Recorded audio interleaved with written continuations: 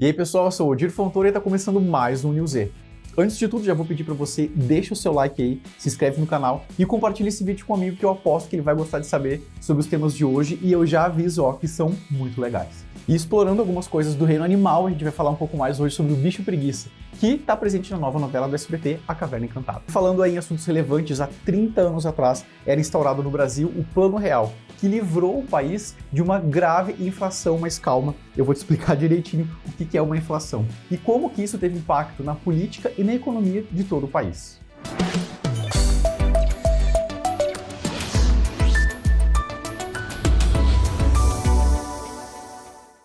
Você sabia que o bicho preguiça, na verdade, não é tão preguiçoso como você pensa? Ele só tem um metabolismo bem lento, o que faz com que ele demore bastante para se locomover e durma, gente, por muito mais tempo.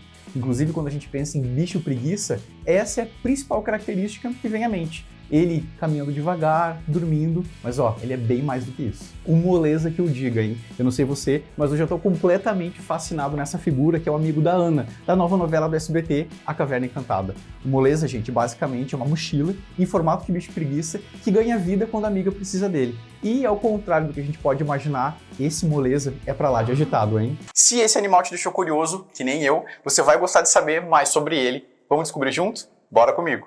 As preguiças, elas vivem aqui na América do Sul e também na América Central. Muitas delas vivem nas nossas florestas tropicais e muitas também preferem ficar sempre em cima, na copa, no topo das árvores, porque lá elas se protegem dos predadores e também se alimentam.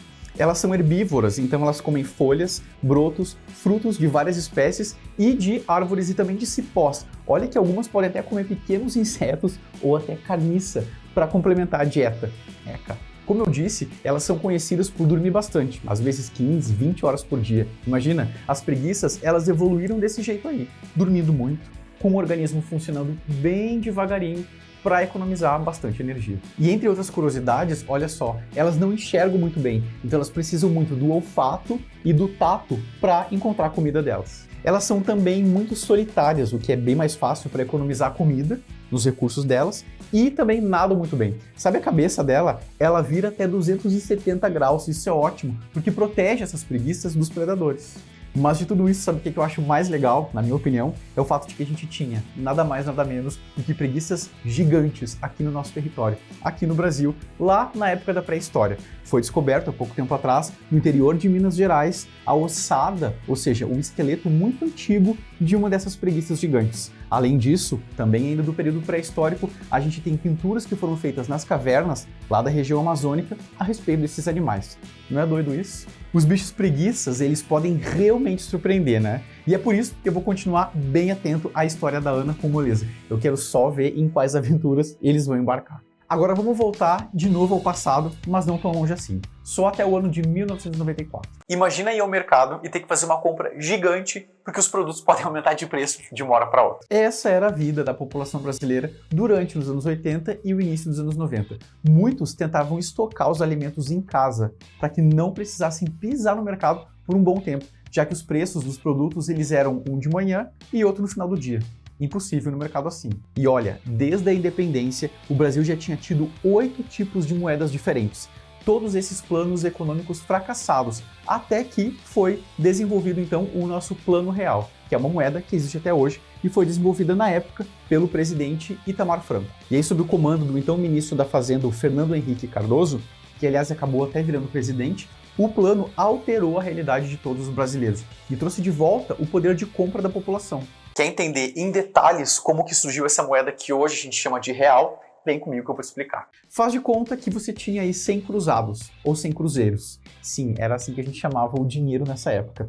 Um dia você podia ir lá no shopping, comer um lanche, assistir um filme e até pegar um sorvete na hora de ir embora. Só que com o tempo, o que você comprava com 10 cruzados ou 10 cruzeiros custava 20, e depois 30, e depois 50, e subia sem parar. Até que uma hora os 100 não compravam mais nada. E às vezes só um sorvete, por exemplo. Isso mudava de uma hora para outra, viu? Em resumo, uma inflação acontece quando uma mesma quantidade de dinheiro compra ao longo do tempo cada vez menos coisas. Isso é uma inflação. Até que, em 1994, o governo federal decide fazer uma série de reformas. Em outras palavras, decide fazer uma série de mudanças, de transformações. E aí surge então a moeda real. Assim como, por exemplo, nos Estados Unidos, eles têm a moeda que chama dólar, assim como na Europa, por exemplo, boa parte dela usa a moeda que a gente chama de euro, logo o Brasil tinha o real e isso ajudou a melhorar as coisas. E as coisas começam a acalmar, começam a se estabilizar. Nessa época, os produtos começam a ficar mais ou menos estáveis. O que custava, por exemplo, R$10, com o tempo mudava para 11 ou 12. Era uma mudança normal, mais tranquila, demorava muito mais para aumentar os preços de forma significativa. E isso deu tão certo que até hoje a gente usa essa mesma moeda chamada real. Nessa época aí, o ministro da Fazenda, que basicamente é o cara responsável por cuidar das finanças do nosso país, ele era o Fernando Henrique Cardoso. No ano seguinte, ele se candidatou a presidente da República e ele foi eleito, governando o Brasil de 1995 até 2013, bastante tempo. E ó, muita coisa aconteceu depois disso. E olha só, se quiser saber mais sobre esse assunto, vejam que o SBT Brasil fez uma série, um conteúdo especial, sobre os 30 anos do Plano Real. Para ter acesso a esse conteúdo, vocês vão até o site e as redes sociais do SBT News. E, infelizmente, o programa de hoje chega ao fim mais uma vez, mas semana que vem eu tô com vocês para a gente se encontrar para mais um episódio muito legal. Um beijo, fiquem com Deus e até mais!